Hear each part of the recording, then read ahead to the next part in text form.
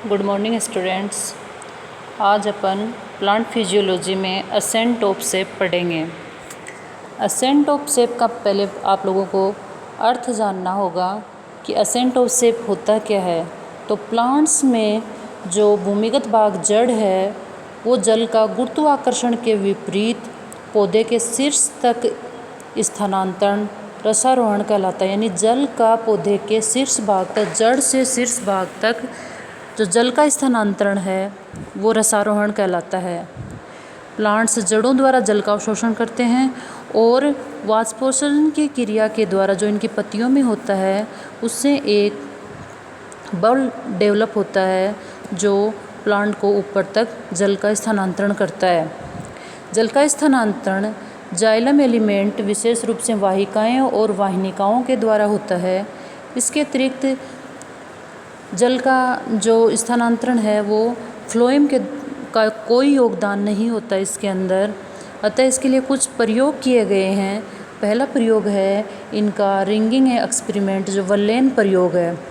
इसमें यह सर्वप्रथम मेलपिगी ने किया। उन्होंने बताया कि जड़ों द्वारा अवशोषित जल का ऊपर की ओर सेवन जाइलम उत्तक द्वारा होता है। इसको सबसे पहले मेलपिगी ने बताया कि जाइलम उत्तक के द्वारा ही जल है वो ऊपर की तरफ चढ़ता है। इस प्रकार उसने क्या किया कि पौधे की पत्तियों सहित 2 शाखाएं ली और उन्होंने छाल वलय के रूप में फ्लोएम से चाकू से मतलब उसका जो फ्लोएम था वो चाकू से उतार दिया और दूसरी जो शाखा थी उसके अंदर उसने जाइलम को हटा दिया। तो उसने देखा कि जिसमें उसने फ्लोएम को हटाया है वो शाखा मुरझा जाती है और जिसमें उसने जाइलम को रखा है वो शाखा मुरझाती नहीं है। इसका मतलब है कि जो जल का स्थानांतरण है वो किसके द्वारा होता है, जाइलम के द्वारा ही होता है, उसकी वाहिकाओं और वाहिनिकाओं द्वारा। ट्रेकरी जो एलिमेंट होते हैं उनके द्वारा ही होता है। दूसरा प्रयोग था मूवमेंट ऑफ डाइज कि कुछ डाइज लिए, जैसे बाल्सम पे इसका प्रयोग हुआ। उन्होंने एक प्लांट की एक तरुण शाखा ली और उसको इयोसिन से रंगे हुए पानी के अंदर रख दिया। कुछ टाइम बाद में देखा कि जो पत्तियों की जो सिराएं थी वो लाल दिखाई दी और जब उसको पर्णवरण को काटकर सूक्ष्मदर्शी में उसका अध्ययन किया गया तो इयोसिन जो रंजक था वो जाइलम तत्वों में दिखाई दिया। इसका मतलब है कि जाइलम के द्वारा ही स्थानांतरण होता है जल का। तीसरा था इसका प्रयोग ब्लॉकेज एक्सपेरिमेंट।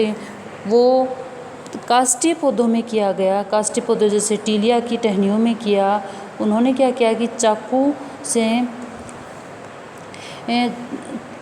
इस प्रकार छीला कि जाइलम और फ्लोएम अलग अलग मोम से ढक दिए। मतलब चाकू से उन्होंने जो प्लांट का पार्ट लिया था उसको इस प्रकार छिला कि एक प्लांट में उन्होंने जाइलम को ब्लॉकेज कर दिया और दूसरे में उन्होंने मोम लगाकर फ्लोएम को ब्लॉकेज कर दिया। तो उन्होंने देखा कि जो भाग जाइलम का ब्लॉकेज हुआ है वो टहनी या वो भाग जो मुरझा जाता है ऊपर से उसकी पत्तियां, और जो फ्लोएम की ब्लॉकेज हुई हैं उनमें जाइलम है वो सही रहता है, जाइलम पे कोई फ़र्क नहीं पड़ता। इससे जाइलम के द्वारा पानी का स्थानांतरण हो जाता है। अतः इन प्रयोगों से अपन ये स्पष्ट कह सकते हैं कि जो रसारोहण है या असेंट ऑफ शेप यानी पानी का ऊपर की तरफ जो बहाव है, ऊपर की तरफ जो चढ़ना है वो जाइलम के द्वारा ही होता है। इसके लिए रसारोहण के लिए कुछ थ्योरियाँ दी गई हैं। जैसे सबसे पहले जो थ्योरी दी गई है वो है जैविक बल सिद्धांत, वाइटल फोर्स थ्योरी। दूसरी है रूट प्रेशर थ्योरी और तीसरी है फिजिकल फोर्स थ्योरीज। तो ये जो थ्योरियाँ हैं इनमें ये बताने की कोशिश की है कि रसारोहण यानी पानी का जो स्थानांतरण है वो जड़ से स्तंभ की जो टॉप में लेवल है वहाँ तक किस तरह से होता है। तो सबसे पहले अपन पढ़ेंगे वाइटल फोर्स थ्योरी क्या है। वाइटल फोर्स थ्योरी यानी जैविक बल सिद्धांत क्या है। इसके अनुसार जो रसारोहण है वो संवहन उत्तक की जीवित कोशिकाओं की सक्रियता के फलस्वरूप होता है जो जाइलम वाहिकाओं के सानिध्य में स्थित होती हैं। और इसके लिए अलग अलग मत दिए गए हैं। पहला है वेस्टरमायर का मत। वेस्टरमायर ने 1883 के अंदर बताया कि जल का संवहन जाइलम मर्दूतक द्वारा होता है और जाइलम वाहिकाएं और वाहिनिकाएं केवल जल के संग्रहण का कार्य करती हैं। तो वेस्टरमायर ने बताया कि जो आगे जल का स्थानांतरण है वो जाइलम मर्दूतक के द्वारा होगा। दूसरा साइंटिस्ट था गोडलेवस्की। गोडलेवस्की ने बताया कि जल तने में सीढ़ीनुमा पथ के द्वारा ऊपर चढ़ता है। उनके अनुसार जल इस प्रकार परिवहन में जाइलम मर्दूतक कोशिकाओं के प्राशन दाब में आवर्ती परिवर्तन होते हैं। जब इन कोशिकाओं के प्राशन दाब में वृद्धि होती है तो जाइलम वाहिकाओं से जल ग्रहण करती है। जल प्राप्त करने पर इनका प्राशन दाब कम हो जाता है, जिसके फलस्वरूप ये अपने से ऊपर स्थित जाइलम वाहिका में जल पंप कर देती हैं। इस प्रकार जाइलम मर्दूतक कोशिकाओं द्वारा जल का निरंतर वाहिकाओं में ऊपर चढ़ता रहता है और इसे रिले पंप थ्योरी भी कहा गया।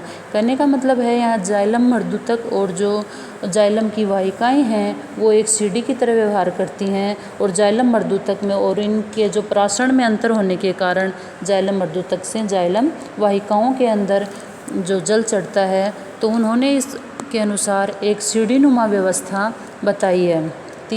तो फिर इनमें कुछ आपत्तियां आई, जैसे पहला उन्होंने बताया ऑब्जेक्शंस आए कि पहला ऑब्जेक्शन था जाइलम वाहिकाओं तथा जाइलम मर्दूतक की सीढ़ीनुमा व्यवस्था प्लांट्स में नहीं पाई जाती। तो उनका जो मत था वो एक तरह से पहले पॉइंट के ऊपर ही निरस्त हो गया, क्योंकि उन्होंने उनका सीढ़ीनुमा पथ बताया था, जबकि पौधों की जो एनाटॉमी का अध्ययन करते हैं तो इनमें सीढ़ीनुमा व्यवस्था नहीं होती। दूसरी बात इन्होंने स्ट्रासबर्गर के प्रयोग के अनुसार कटे हुए तने के सिरे को अगर पिक्रिक अम्ल में डुबोकर कोशिकाओं को मर्द कर दें तो रसारोहण की क्रिया जारी रहती है, अर्थात रसारोहण सजीव कोशिकाओं का योगदान नहीं होता। मतलब रसारोहण में सजीव कोशिकाओं का होना जरूरी नहीं है। तो ये दो ऑब्जेक्शंस आए गोडलेवस्की की जो रिले पंप थ्योरी थी उसके अनुसार। तीसरा इसका जो सिद्धांत है वाइटल फोर्स थ्योरी यानी जैविक बल सिद्धांत का, वो था बोस का स्पंदन सिद्धांत, पल्सेशन थ्योरी ऑफ बोस। ये 1923 के अनुसार बोस ने बताया कि जो असेंट ऑफ शेप है ये वलकुट की सबसे भीतरी परत में नियमित लयबद्ध स्पंदन होते हैं, उनके फलस्वरूप है वो पानी ऊपर चढ़ता है। बोस ने कोशिकाओं के स्पंदन को एक प्लांट लिया डेस्मोडियम, उसके अंदर इसका अध्ययन किया और प्रदर्शन किया। उन्होंने देखा कि तने में अगर सुई को चुभोएं और गैल्वेनोमीटर से विद्युत धारा प्रभावित करें उसमें, तो सुई द्वारा बाह्य वलकुट तक सीमित थी, वो जो सुई थी वो बाह्य वलकुट तक सीमित थी, तो गैल्वेनोमीटर में इसके हल्के स्पंदन आए और जब सुई को भीतरी स्तर यानी एंडोडर्मिस के पास वाले स्तर तक पहुंचाते हैं तो स्पंदन है वो तेज़ हो जाते हैं। इसके अनुसार उन्होंने बताया कि भीतरी स्तर यानी जो एंडोडर्मिस के पास में जो वलकुट का स्तर है उसमें स्पंदन क्रिया के कारण ही रसारोहण होता है, यानी वो जो लेयर है वो रसारोहण के लिए उत्तरदायी है। तो बोस ने ये निष्कर्ष निकाला कि जब कोशिकाएं फैलती हैं तो अपने नीचे स्थित कोशिकाओं से जल ग्रहण कर लेती हैं और जब वो सिकुड़ती हैं तो ऊपर वाली कोशिकाओं को जल स्थानांतरित कर देती हैं। अतः इस तरह से कोशिकाओं के लगातार फैलने और सिकुड़ने से जिससे स्पंदन भी होते हैं, ये सिद्धांत दिया और जो जल है वो ऊपर की तरफ बढ़ता है, ये इस सिद्धांत दिया जैसे बोस ने। अब उसके कुछ ऑब्जेक्शंस आए। ऑब्जेक्शन क्या थे कि इस प्रकार की स्पंदन गति अन्य वैज्ञानिकों के द्वारा उनको कोई प्रमाण नहीं मिले। दूसरा इनका ऑब्जेक्शन था कि स्पंदन गति द्वारा पादप में रसारोहण की दर वास्तविक रसारोहण की दर से कई गुना कम होती है, इसलिए स्पंदन से प्लांट के अंदर पानी की पूर्ति नहीं हो पाती। तीसरा इनका ऑब्जेक्शन था कि स्ट्रासबर्गर व अन्य वैज्ञानिक जो थे उन्होंने प्रमाणित किया कि रसारोहण में जीवित कोशिकाओं का योगदान होता ही नहीं है। और वलेन प्रयोग और जो ब्लॉकेज प्रयोग थे या डाई प्रयोग जो अपन ने पहले बताया है, उनके प्रयोगों द्वारा ये प्रमाणित हो चुका था कि रसारोहण वलकुट द्वारा नहीं अपितु जाइलम वाहिकाओं के द्वारा होता है, जबकि जैसे बोस ने बताया कि ये वलकुट कोशिकाओं में स्पंदन के द्वारा होता है, यानी वलकुट की कोशिकाएं इसमें जिम्मेदार हैं। अतः ये जो सिद्धांत है अपना पहला है वाइटल फोर्स थ्योरी, ये पूरा का पूरा अमान्य हो गया। इसमें 3 साइंटिस्ट हैं, वेस्टरमाइनर, गोडलेवस्की और जेसी बोस। तो तीनों ने अपने अपने प्रयोग के द्वारा अपने अपने मत रखे, लेकिन लास्ट में ये तीनों ही मत असेंट ऑफ शेप के लिए पूरी तरह से सही नहीं पाए गए। उसके बाद आई रूट प्रेशर थ्योरी। जो सेकंड थ्योरी है, सेकंड सिद्धांत है असेंट ऑफ शेप का, वो है root pressure theory. Root pressure theory में क्या होता है कि जड़ की जो कोशिकाएं हैं वो सक्रिय जल अवशोषण के फलस्वरूप एक तीव्र जल के कारण उत्पन्न हाइड्रोस्टैटिक प्रेशर को मूलदाब कहते हैं। यानी मूलदाब क्या होता है कि जड़ की कोशिकाओं में सक्रिय जल अवशोषण के कारण ये उत्पन्न होता है। और मूल दाब का सर्वप्रथम प्रयोग तो स्टीफन हेल्स ने किया था, लेकिन रसारोहण का मूल दाब सिद्धांत वो प्रिस्टले ने प्रतिपादित किया। उन्होंने ये बताया कि ये मूल दाब जल को ऊपर तने में धकेलने में सक्षम होता है। जब किसी सिंचित पादप को आधार के निकट काट दें तो जल या जाइलम इस कटे भाग से बहने लगता है। यानी जाइलम से पानी है वो इस भाग से बहने लगता है। इस क्रिया को अपने ब्लीडिंग भी कहते हैं। यानी कि प्लांट को अगर ज़मीन के पास से काट देते हैं तो उसके अंदर से धीरे धीरे पानी का रिसाव होने लगता है, उसको ब्लीडिंग कहते हैं, जो मूल दाब का ही परिणाम है। यानी मूल दाब का जो रिजल्ट है वो ब्लीडिंग है।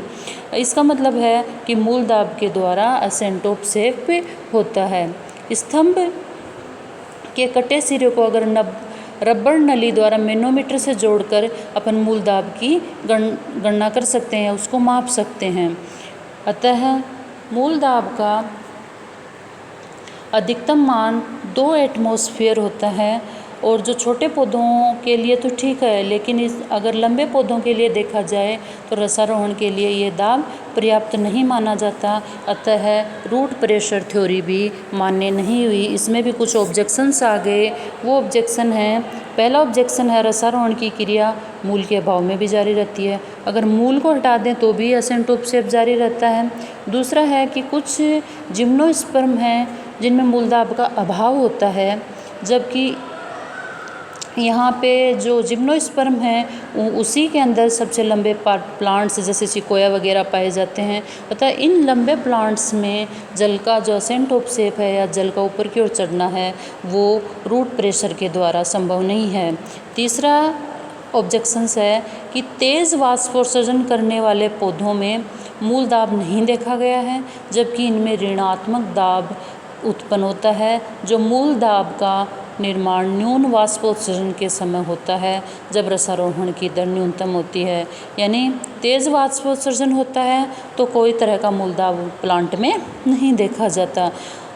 अगला है नेक्स्ट है, इसमें पौधों में इसका मान 2 एटमॉस्फेयर से कम होता है मूल दाब का जो मान है, जबकि लंबे पौधों में रसारोहण के लिए ये है अपर्याप्त है। अब आपको मूल दाब द्वारा रसारोहण का प्रयोग का एक प्रदर्शन दिखाया गया नीचे डायग्राम में, जिसमें एक पॉट लिया है। पॉट में एक प्लांट की टहनी को उगाया गया है।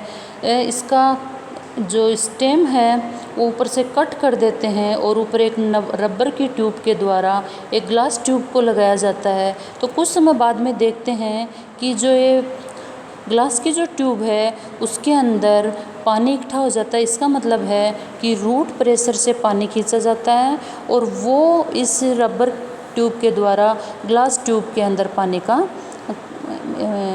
इकट्ठा हो जाता है। इससे अपन प्रदर्शित कर सकते हैं कि मूल दाब के द्वारा भी कुछ रसारोहण होता है। अतः ये देखा जाए तो मूल रूट प्रेशर थ्योरी भी अमान्य हो गई, क्योंकि इसके द्वारा भी सभी प्रश्नों के उत्तर या जो बड़े प्लांट्स हैं उनमें असेंट ऑफ शेप नहीं हो सकता। यानी उनके जो ऊपर टॉप लेवल है वहाँ तक पानी ये नहीं चढ़ सकता। इसके बाद तीसरी थ्योरी दी गई फिजिकल फोर्स थ्योरी, जो अपन कल पढ़ेंगे। Thank you.